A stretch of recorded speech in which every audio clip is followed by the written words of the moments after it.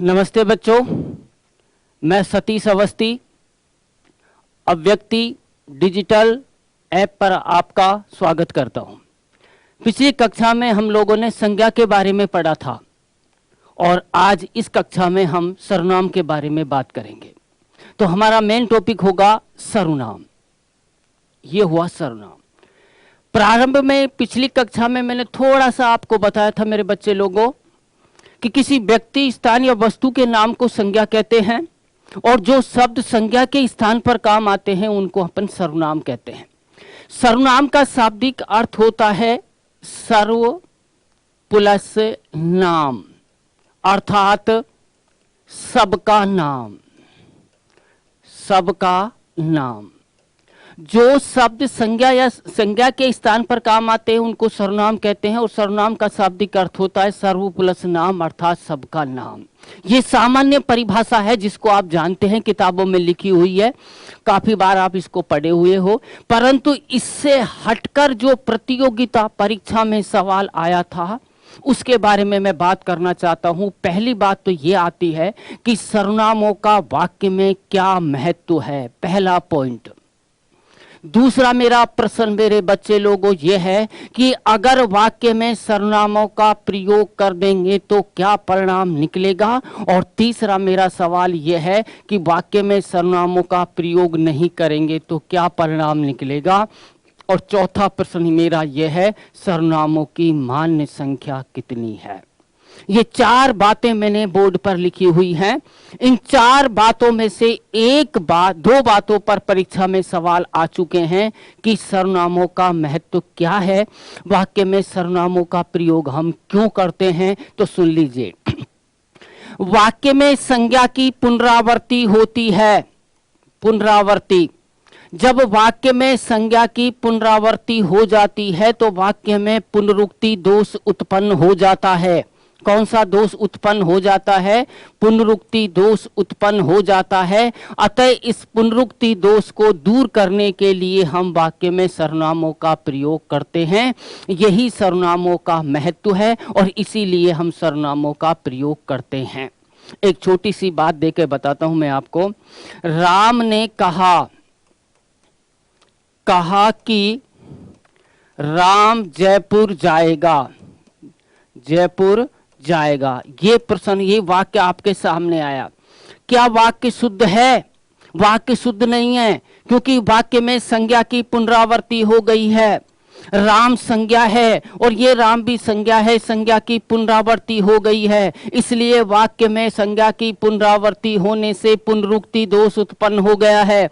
इस पुनरुक्ति दोष को दूर करने के लिए हम दूसरी संज्ञा के स्थान पर दूसरे शब्द का प्रयोग करते हैं और जिस शब्द का प्रयोग करते हैं उसे हम सर्वनाम कहते हैं। राम ने कहा कि मैं जयपुर जाऊंगा और राम ने कहा कि वह जयपुर जाएगा, अर्थात मैं और वह संज्ञा के स्थान पर काम आए हैं, इसलिए इनको सर्वनाम कहते हैं। तो पहली बात ये हुई कि वाक्य में सर्वनामों का क्या महत्व है। वाक्य में सर्वनामों का यह महत्व है, ये परीक्षा में आया था कि वाक्य में सर्वनाम क्या करते हैं। तो इसका पहला उत्तर होगा संज्ञा की पुनरावृत्ति को रोकते हैं। अगर ये नहीं मिले तो ये मिलेगा कि वाक्य में सर्वनाम पुनरुक्ति दोष को दूर करने का काम करते हैं। वाक्य में सर्वनामों का प्रयोग करेंगे तो क्या परिणाम निकलेगा। वाक्य में सर्वनामों का प्रयोग करेंगे तो पुनरुक्ति दोष दूर हो जाएगा। वाक्य में सर्वनामों का प्रयोग नहीं करेंगे तो क्या परिणाम निकलेगा। अगर वाक्य में सर्वनामों का प्रयोग नहीं करेंगे तो पुनरुक्ति दोष उत्पन्न हो जाएगा। तो ये तीन प्रश्नों के जवाब मैं आपको दे चुका है। अब आप में से ये पूछना चाहता हूं कि सर्वनामों की मान्य संख्या कितनी होती है। तो सुन लीजिए बच्चे लोगों, सर्वनामों की पंडित कांता प्रसाद जी ने सर्वनामों की संख्या, मान्य संख्या 11 मानी है। अगर कोई आपसे पूछे कि सर्वनामों की मान्य संख्या कितनी है तो मान्य संख्या 11 है। ध्यान रहे, मान्य संख्या पूछे तो 11 बतानी है मेरे बच्चे लोगों। अगर वो पूछे सर्वनामों के प्रकार कितने होते हैं तो प्रकार पूछे तो आपको 6 बताने हैं। मान्य संख्या 11 और प्रकार पूछे तो 6। दोनों में अंतर है। कहीं ऐसा ना हो प्रकार पूछे तो हम 11 बताएं, संख्या पूछे तो 6 बताएं। मान्य संख्या कौन कौन सी होती है मेरे बच्चे लोगों? एक होता है मैं, एक होता है तू, एक होता है यह, एक होता है वह, एक होता है कोई, और एक होता है कुछ, एक होता है आप, एक होता है जो, एक होता है सो, एक होता है क्या, और एक होता है कौन। ध्यान रहे ये सर्वनामों की मान्य संख्या है। और कांता प्रसाद जी ने सर्वनामों की मान्य संख्या कितनी मानी है? 11।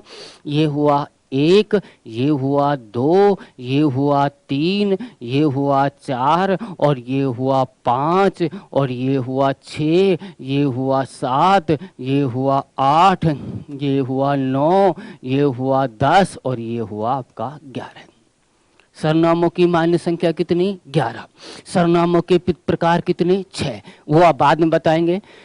संज्ञा के स्थान पर जो काम आते हैं उनको सर्वनाम कहते हैं।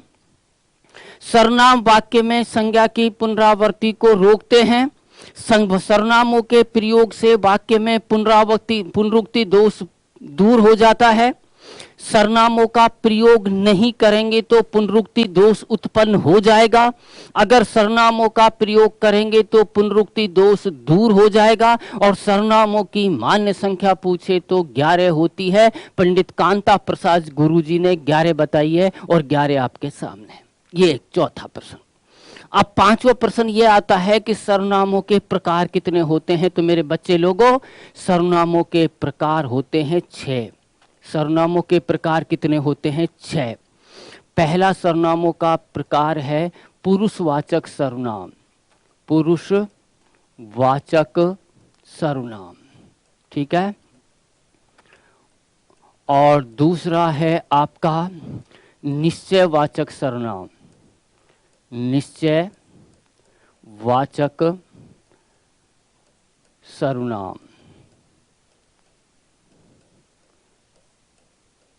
तीसरा होता है मेरे बच्चे लोगों अनिश्चयवाचक सर्वनाम। अनिश्चयवाचक सर्वनाम। चौथा होता है बच्चे लोगों संबंधवाचक सर्वनाम। संबंधवाचक सर्वनाम। और पांचवा होता है मेरे बच्चों निजवाचक सर्वनाम।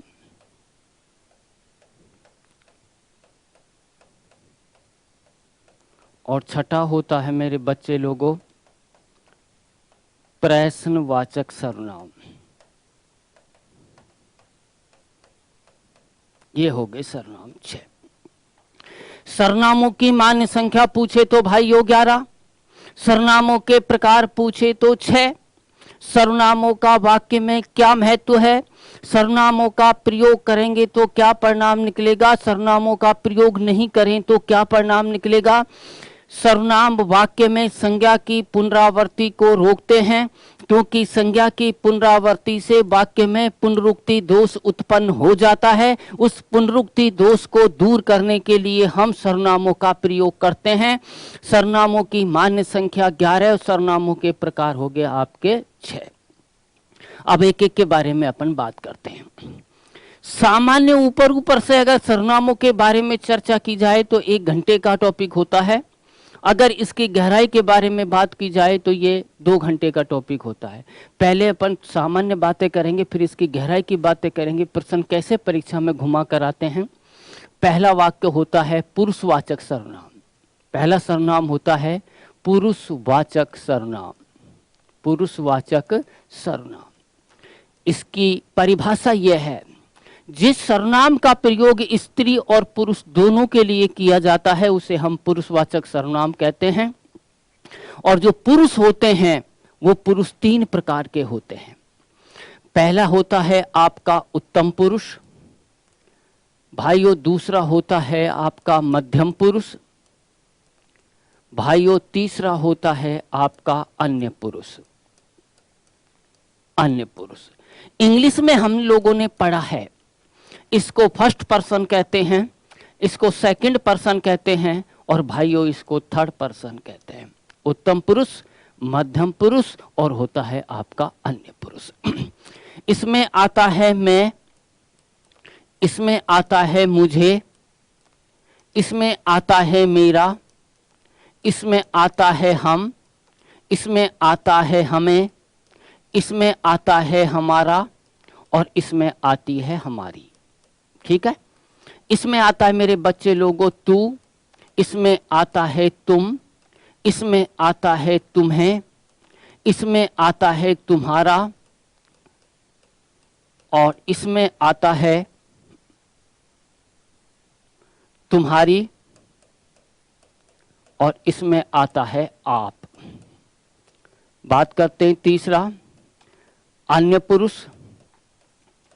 और मेरे बच्चे लोगों, इसमें आता है वह, इसमें आता है वे, इसमें आता है उन्हें, इसमें आता है उसका, इसमें आता है उसकी, इसमें आता है उनका। ठीक है, ये आते हैं। कहने वाले को उत्तम पुरुष कहते हैं, सुनने वाले को मध्यम पुरुष कहते हैं, और जिसके बारे में बात होती है उसको अन्य पुरुष कहते हैं। मैं कह रहा हूं, मैं वक्ता हूं तो मैं उत्तम पुरुष हूं, आप श्रोता हैं, मेरी बात को सुन रहे हैं, आप मध्यम पुरुष है, जिसके बारे में अपन बात कर रहे हैं मेरे बच्चों वो अन्य पुरुष है। तो जिस सर्वनाम का प्रयोग स्त्री और पुरुष दोनों के लिए किया जाता है उसे हम पुरुषवाचक सर्वनाम कहते हैं। और पुरुष तीन प्रकार के होते हैं, एक होता है उत्तम पुरुष, दूसरा होता है मध्यम पुरुष, और तीसरा होता है अन्य पुरुष। अब बात करते हैं इस पर सवाल कैसे आते हैं। बिल्कुल सीधे सवाल आते हैं इस पर कोई कठिन सवाल नहीं आता, परीक्षा में इस पर सवाल आता ही नहीं है, ये बात सुन लो आप। मैंने एक वाक्य लिखा मेरे बच्चे लोगों, मैं फिल्म देखना चाहता हूं, पहला वाक्य। दूसरा वाक्य, तुम कहां रहते हो। तीसरा वाक्य, आप यहां बैठिए। चौथा वाक्य, मैंने आपको बताया था कि वह बीमार नहीं है। अगला, वह प्रतिदिन उपन्यास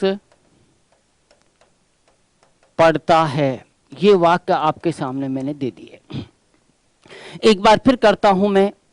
बात करते हैं उत्तम पुरुष की, बात करते हैं मध्यम पुरुष की, और बात करते हैं अन्य पुरुष की। इसमें आता है मैं, इसमें आता है मुझे, इसमें आता है मेरा, इसमें आता है हम, इसमें आता है हमें, और इसमें आता है हमारा। बच्चे लोगों, इसमें आता है तू, इसमें आता है तुम, इसमें आता है तुम्हें, इसमें आता है आप, इसमें आता है तुम्हारा। अब बात करते हैं अन्य पुरुष की। अन्य में आता है वह, अन्य में आता है वे, अन्य में आता है उन्हें, अन्य में आता है उसका, अन्य में आता है उसकी। ये आपको मैंने पहले बता दिया। अब पहले वाक्य के बारे में बात करते हैं। मैं फिल्म देखना चाहता हूं, मैं उत्तम पुरुषवाचक सर्वनाम। दूसरे में तुम है, मध्यम पुरुषवाचक सर्वनाम। ध्यान रहिए बच्चे लोगों, ये जो पूरा की पूरा वाक्य आपके सामने दे रखा है, अगर इस वाक्य में कहीं भी रेखांकित नहीं है तो ये वाक्य प्रश्नवाचक सर्वनाम का होगा। ये वाक्य प्रश्नवाचक सर्वनाम का जब होगा जब वाक्य में कहीं भी रेखांकित नहीं है। अगर वाक्य में तुम पर रेखांकित होता है तो ये मध्यम पुरुषवाचक सर्वनाम होगा। आपका यहां बैठिए, आप होता है मध्यम पुरुषवाचक सर्वनाम। मैंने आपको बताया था कि वह बीमार नहीं है। ध्यान रहे बच्चे लोगों, अगर वाक्य में एक ये भी आ गया, एक ये भी आ गया और एक ये भी आ गया, अगर रेखांकित इसके साथ है तो ये उत्तम पुरुष होगा, अगर रेखांकित यहाँ है तो ये मध्यम पुरुष होगा, अगर रेखांकित यहाँ है तो ये अन्य पुरुष होगा। बात खत्म। जैसा रेखांकित कहे आपको उत्तर वही देना है। अगला वाक्य, वह प्रतिदिन उपन्यास पढ़ता है, वह है अन्य पुरुषवाचक सर्वनाम। बोलो क्लियर हुआ या नहीं हुआ? पुरुषवाचक सर्वनाम, जिस सर्वनाम का प्रयोग स्त्री और पुरुष दोनों के लिए किया जाता है उसे पुरुषवाचक सर्वनाम कहते हैं। पुरुष तीन प्रकार के होते हैं, एक उत्तम पुरुष होता है, एक मध्यम पुरुष होता है और एक होता है अन्य पुरुष। और इन सब के उदाहरण मैंने आपको दे दिए। अब बात करते हैं निश्चयवाचक सर्वनाम की। इसमें थोड़ा सा अपन को दिमाग लगाना पड़ेगा, इसमें थोड़ा सा आपको समझना पड़ेगा। यह है आपका निश्चयवाचक सर्वनाम। निश्चय वाचक सर्वनाम, इस पर अपन बात करते हैं, इस पर सवाल आते हैं। ये थोड़ा सा कठिन है, ज्यादा नहीं, थोड़ा सा। एक निश्चयवाचक होता है मेरे बच्चे लोगों और एक होता है आपका अनिश्चयवाचक। दोनों एक दूसरे के विपरीत हैं। दूसरे नंबर का सर्वनाम निश्चयवाचक है और तीसरे नंबर का सर्वनाम अनिश्चयवाचक है। दोनों एक दूसरे के विपरीत है। इसकी परिभाषा थोड़ी समझिए आप। जिस सर्वनाम का प्रयोग किसी निश्चित व्यक्ति, वस्तु या घटना का बोध कराता है उसे निश्चयवाचक सर्वनाम कहते हैं, और जिस सर्वनाम के प्रयोग से किसी निश्चित व्यक्ति, वस्तु या घटना का बोध नहीं होता उसे अनिश्चयवाचक सर्वनाम कहते हैं। यह किताब की आपकी परिभाषा है। अब मैं एक नोट लिखना चाह रहा हूं आपके सामने, नोट, और नोट है आपका ये नोट। मैं कह दूं इसमें वह आता है और इसमें यह आता है, इसमें इस आता है, इसमें उस आता है। तो आप मुझे थोड़ा सा घूर कर देखेंगे कि गुरुजी महाराज ये तो बता दो, अभी 2 मिनट पहले आपने ये कहा था कि वह होता है अन्य पुरुषवाचक सर्वनाम, और अब आप कह रहे हो कि वह होता है निश्चयवाचक सर्वनाम। तो भाइयों मैं इन सबको अभी आपकी नजरों से ओझल करता हूं, केवल वह और यह पे बात करता हूं। वह का प्रयोग होता है दूर के लिए और यह का प्रयोग होता है नजदीक के लिए। और इन दोनों का अगर वाक्य में व्याकरण में प्रयोग पूछा जाए तो इन दोनों का प्रयोग व्याकरण में 4 स्थानों पर होता है। ये 4 स्थानों को अगर हम समझ लेंगे तो हमारे निश्चयवाचक सर्वनाम समझ में आ जाएगा। कोई पूछे वह का प्रयोग और यह का प्रयोग कहाँ होता है, तो अपन यही कहेंगे कि वह का प्रयोग और यह का प्रयोग व्याकरण में 4 स्थानों पर किया जाता है। उस 4 कंडीशनों को आप समझेंगे, उसके बाद आप आगे की बात करेंगे। थोड़ा ध्यान चाहूंगा आप लोगों का। मैंने कहा है वह और मैंने कहा है यह, ये दोनों चीजें हैं। इन दोनों का प्रयोग मुझे कितने स्थानों पर करके दिखाना है आपको? 4 स्थानों पर। 4 स्थानों पर यह क्या है? पहला इस वाक्य यह है कि हिंदी में एक वाक्य होता है और वाक्य का निर्माण कर्ता से होता है, कर्म से होता है, क्रिया से होता है, और वाक्य का निर्माण कर्ता और क्रिया से भी होता है। सबसे बड़ा जो वाक्य होता है मेरे बच्चे लोगों, उसमें कर्ता होता है, कर्ता के बाद मेरे बच्चे लोगों कर्म होता है, और कर्म के बाद क्या होती है? क्रिया। और सबसे छोटा जो वाक्य होता है मेरे बच्चे लोगों, उसमें कर्ता होता है, कर्ता के बाद क्रिया होती है। इससे छोटा कोई वाक्य नहीं होता। क्रिया उसे कहते हैं जो काम हम करते हैं उसे क्रिया कहते हैं। जिस पद से किसी कार्य का करना या होना जाना जाए उसे क्रिया कहते हैं। आना है, जाना है, खाना है, पीना है, उठना है, बैठना है, हंसना है, रोना है, लड़ना है, झगड़ना है, कूदना है, फांदना है, ये सब क्रियाएं होती हैं। क्रिया को जो करने वाला होता है उसे हम कर्ता कहते हैं, और क्रिया का प्रभाव जिस पर पड़ता है उसे हम कर्म या ऑब्जेक्ट कहते हैं। तो पहली बात यह है कि अगर किसी वाक्य में वह आ जाए और अगर किसी वाक्य में यह आ जाए और ये दोनों चीजें कर्ता की भूमिका में आ जाए, अर्थात किसी पुरुष के स्थान पर आ जाए, और क्रिया को करने वाले को हम कर्ता कहते हैं, अगर कर्ता की भूमिका में आ जाएं तो वहां अन्य पुरुषवाचक सर्वनाम होगा। मेरी बात को ध्यान से सुन लीजिए। अन्य पुरुषवाचक सर्वनाम होगा। परंतु अन्य पुरुषवाचक सर्वनाम कब होगा?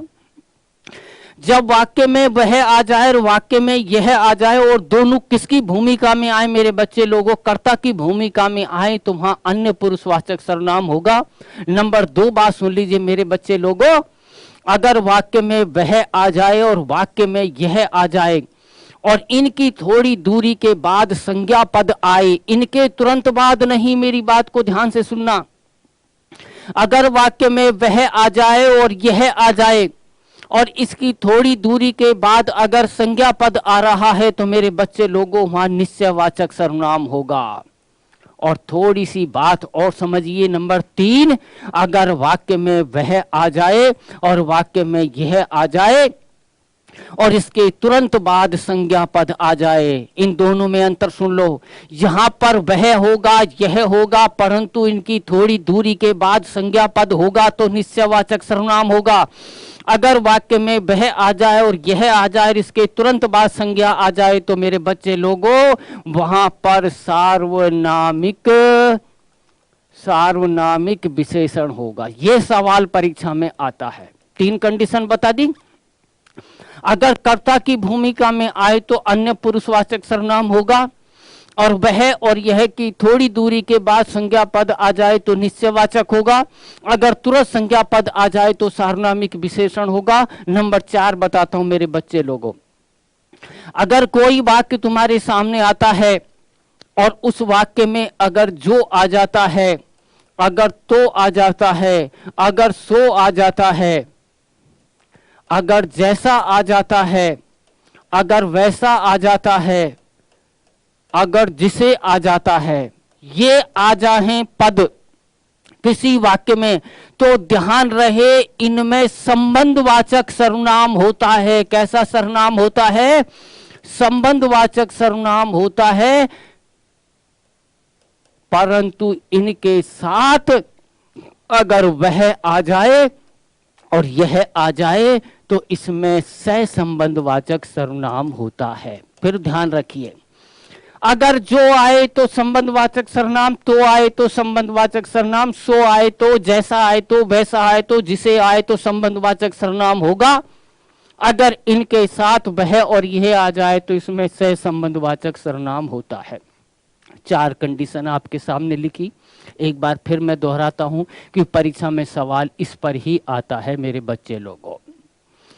वह और यह कर्ता की भूमिका में आए तो अन्य पुरुषवाचक सर्वनाम, वह और यह की थोड़ी दूरी के बाद संज्ञा आए तो निश्चयवाचक सर्वनाम, वह और यह के तुरंत बाद संज्ञा आए तो सार्वनामिक विशेषण होगा। अगर वाक्य में जो आ जाए, तो आ जाए, सो आ जाए, जैसा आ जाए, वैसा आ जाए तो संबंधवाचक सर्वनाम होगा। अगर इनके साथ वह और यह आ जाए तो सहसंबंधवाचक सर्वनाम होगा। सुनिए, जो बोएगा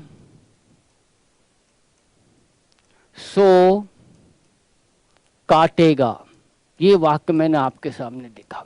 वाक्य में जो आ रहा है बच्चे लोगों, वाक्य में सो आ रहा है बच्चे लोगों, संबंधवाचक सर्वनाम।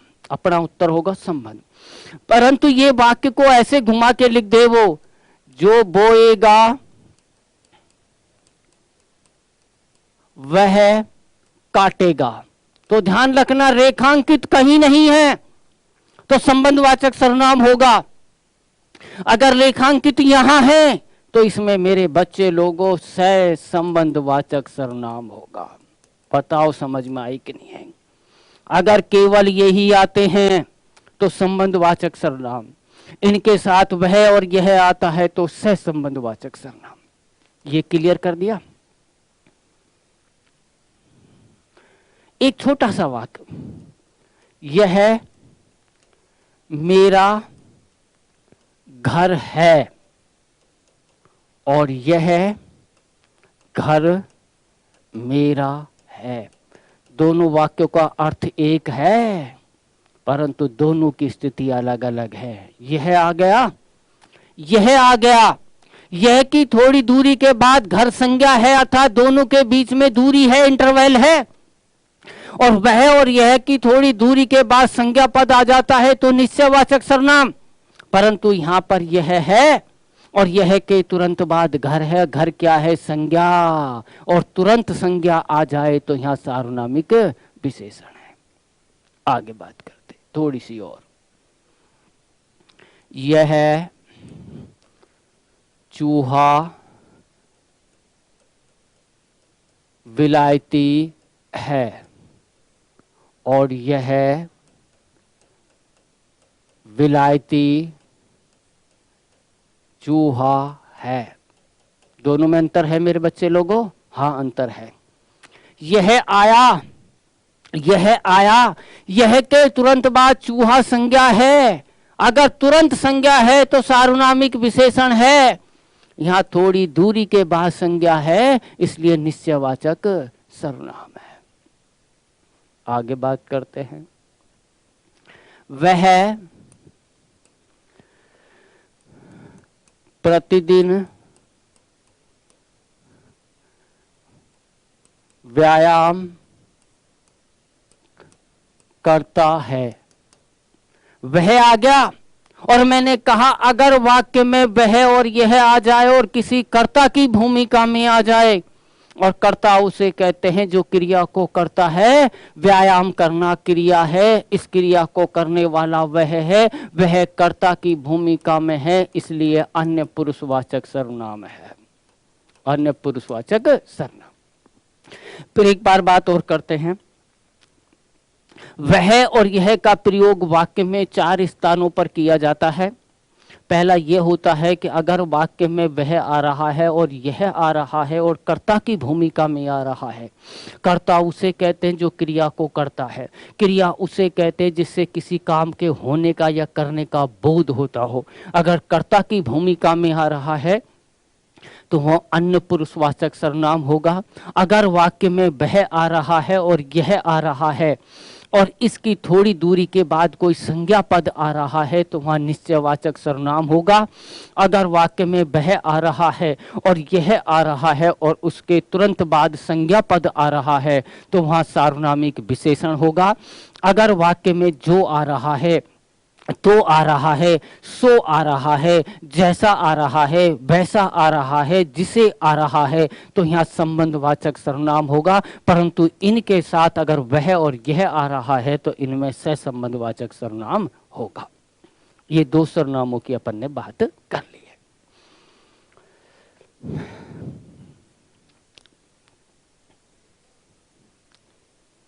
अगला अनिश्चयवाचक सर्वनाम तीसरा।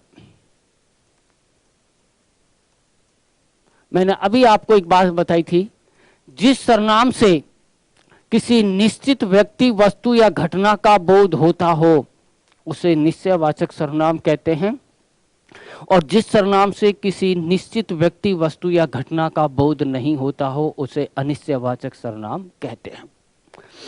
यह अनिश्चयवाचक सर्वनाम की परिभाषा होगी मेरे बच्चे लोगों। अब इसके बारे में मैं नोट लिखना चाहूंगा तो नोट क्या होगा मेरा कि इसमें कोई आता है और इसमें कुछ आता है। कोई और कुछ, कोई प्राणी के लिए होता है, कुछ पदार्थ के लिए होता है। ये दोनों ही शब्द अनिश्चय का बोध कराते हैं। इसलिए जहां भी वाक्य में कोई आ जाए या वाक्य में कुछ आ जाए, वाक्य में कोई आ जाए, वाक्य में कुछ आ जाए तो वहां अनिश्चयवाचक सर्वनाम होता है। परंतु इसमें एक थोड़ा सा लॉजिक है। ये एक प्रतियोगिता परीक्षा में आया हुआ सवाल है और ये बड़ा कंफ्यूज करता है। एक बात गांठ बांध लीजिए, कोई और कुछ आ गया तो अनिश्चयवाचक सर्वनाम पक्का। एक वाक्य मैंने लिखा था, आपके घर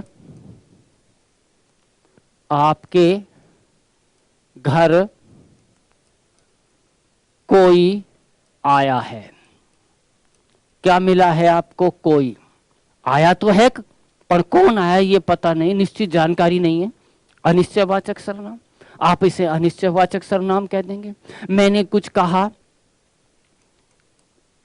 दाल में कुछ काला है। काला है पक्का, कुछ मिल गया, अनिश्चयवाचक सर्वनाम। इसको आप लोग जानते हो, सब लोग पढ़ाते हैं, किताबों में लिखा हुआ है। नई बात मैंने कुछ नहीं बताई, नई बात अब बताता हूं, वो समझना मेरी बात को बच्चे लोगों।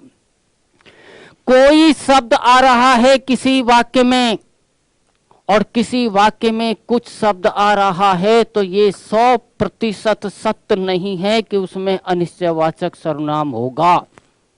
इसकी भी दो कंडीशनें होती है मेरे भाइयों।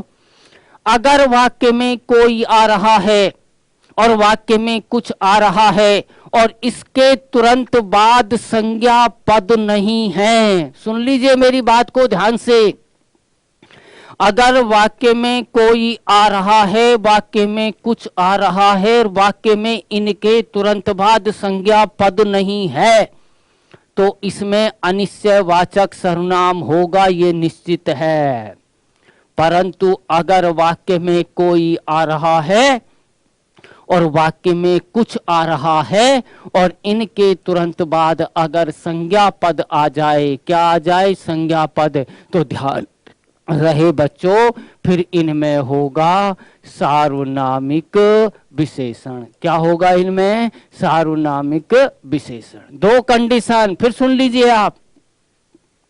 अगर कोई वाक्य तुम्हारे सामने आ रहा है और उस वाक्य में कोई और कुछ आ रहा है, तो आपको थोड़ा सा ठहराव करना है, रुकना है और ये देखना है कि इनके तुरंत बाद संज्ञा नहीं है तो अनिश्चयवाचक सर्वनाम होगा, और इनके तुरंत बाद संज्ञा है तो फिर सार्वनामिक विशेषण होगा। कैसे? कोई मुझे देख रहा है, ये वाक्य आपके सामने आया।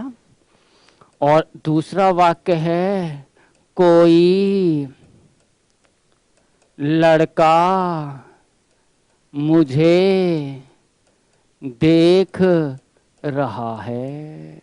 दो वाक्य आ गए। अब दोनों वाक्यों में अंतर सुन लीजिए। कोई भैया इसमें भी आया है, कोई भैया इसमें भी आया है, कोई के बाद संज्ञा नहीं है, सर्वनाम है, इसलिए इसमें अनिश्चयवाचक सर्वनाम है। और यहां कोई आया है और कोई के बाद लड़का संज्ञा है, अर्थात कोई के तुरंत बाद संज्ञा है, इसमें सार्वनामिक विशेषण है। एक अंतर दोबारा और समझते हैं, फिर मेरी परिभाषा पर ध्यान दीजिए। अगर वाक्य में कोई आता है और कुछ आता है, तो हमें थोड़ा रुकना है, थोड़ा विराम लेना है और ये देखना है कि कोई और कुछ के बाद संज्ञा है या नहीं है। अगर कोई और कुछ के बाद संज्ञा नहीं है तो अनिश्चयवाचक सर्वनाम होगा। ध्यान रहे, क्या होगा? अनिश्चयवाचक सर्वनाम। और कोई और कुछ के बाद संज्ञा आ जाती है तो फिर अनिश्चयवाचक सर्वनाम नहीं होगा, उसमें होगा सार्वनामिक विशेषण। और समझे? खाने को कुछ दे दो, ठीक है, एक वाक्य। खाने को कुछ लड्डू दे दो, ये दो वाक्य आपके सामने हैं। कुछ इसमें भी आया है मेरे बच्चे लोगों और कुछ इसमें भी आया है। कुछ के बाद संज्ञा नहीं है, क्रिया है, इसलिए इसमें अनिश्चयवाचक सर्वनाम है। कुछ के बाद लड्डू संज्ञा है, इसमें सार्वनामिक विशेषण है। और सुनिए,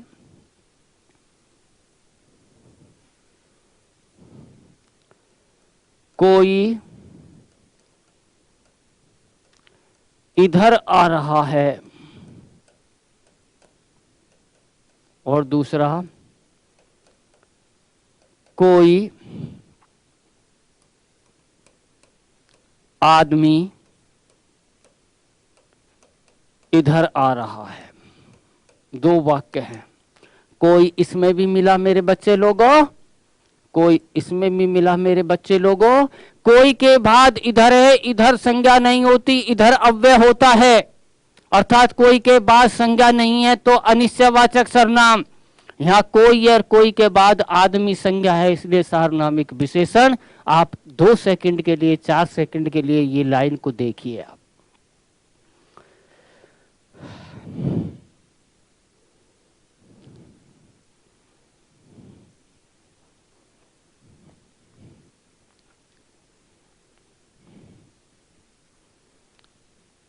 ये आ गया समझ में? तो अब मैंने 3 सर्वनाम आपको कराए हैं मेरे बच्चे लोगों।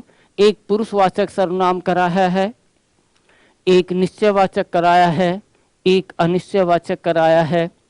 पुरुषवाचक सर्वनाम, जिस सर्वनाम का प्रयोग स्त्री और पुरुष दोनों के लिए किया जाता है उसे पुरुषवाचक सर्वनाम कहते हैं। पुरुष 3 प्रकार के होते हैं, एक उत्तम पुरुष होता है, एक मध्यम पुरुष होता है, एक अन्य पुरुष होता है। निश्चयवाचक सर्वनाम, जिस सर्वनाम से किसी निश्चित व्यक्ति, वस्तु या घटना का बोध होता है उसे निश्चयवाचक सर्वनाम कहते हैं। निश्चयवाचक सर्वनाम में वह आता है, यह आता है, इसे आता है, उसे आता है। और मैंने ये बताया था मेरे बच्चे लोगों कि वह का प्रयोग और मेरे बच्चे लोगों यह का प्रयोग 4 स्थानों पर किया जाता है। अगर ये कर्ता की भूमिका में आते हैं तो अन्य पुरुषवाचक सर्वनाम होगा। अगर वाक्य में इनकी थोड़ी दूरी के बाद संज्ञा आती है तो निश्चयवाचक सर्वनाम होगा। अगर इनके तुरंत बाद संज्ञा आती है तो सार्वनामिक विशेषण होगा मेरे बच्चे लोगों।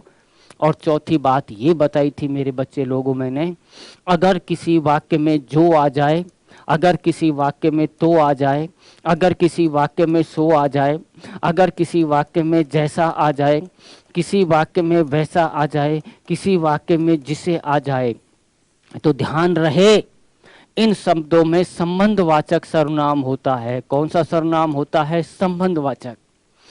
और इनमें संबंधवाचक होता है अगर इनके साथ वह और यह आ जाए तो मेरे बच्चे लोगों इनमें सहसंबंधवाचक सर्वनाम होता है। ये 4 कंडीशन मैंने बताई आपको। उसके बाद मैंने अनिश्चयवाचक सर्वनाम के बारे में ये बताया था मेरे बच्चे लोगों, जिस सर्वनाम से किसी निश्चित व्यक्ति, वस्तु या घटना का बोध नहीं होता है उसे अनिश्चयवाचक सर्वनाम कहते हैं। और अनिश्चयवाचक सर्वनाम में कोई आता है और अनिश्चयवाचक सर्वनाम में कुछ आता है। ये दोनों शब्द मेरे बच्चे लोगों अनिश्चय का बोध कराते हैं। परंतु ध्यान रहे, जब कोई भी वाक्य तुम्हारे सामने आए और उस वाक्य में अगर कोई आ जाए या कुछ आ जाए और इनके तुरंत बाद संज्ञा नहीं है, तुरंत बाद संज्ञा पद नहीं है तो अनिश्चयवाचक होगा। और इनके तुरंत बाद संज्ञा है तो बच्चे लोगों इसमें फिर सार्वनामिक विशेषण होगा। ये 3 सर्वनाम मैंने आपको बताया। अब तीनों सर्वनामों पर अपन प्रैक्टिस करेंगे तब अपन को पता लगेगा कि कितने। देखो ऊपर ऊपर से अगर पढ़ा के जाता तो ये 10 मिनट का खेल था। ऊपर से सवाल नहीं आते हैं, अंदर से आएंगे, ऐसे ही आएंगे। ठीक है ना? तो आज की क्लास को यहीं थोड़ा विराम देते हैं बच्चे लोगों। कल फिर मिलेंगे, अगली क्लास में फिर मिलेंगे अगले सर्वनाम के साथ। तो सावधान रहिए, सुरक्षित रहिए, अपना ख्याल रखिए और हमें देखते रहिए।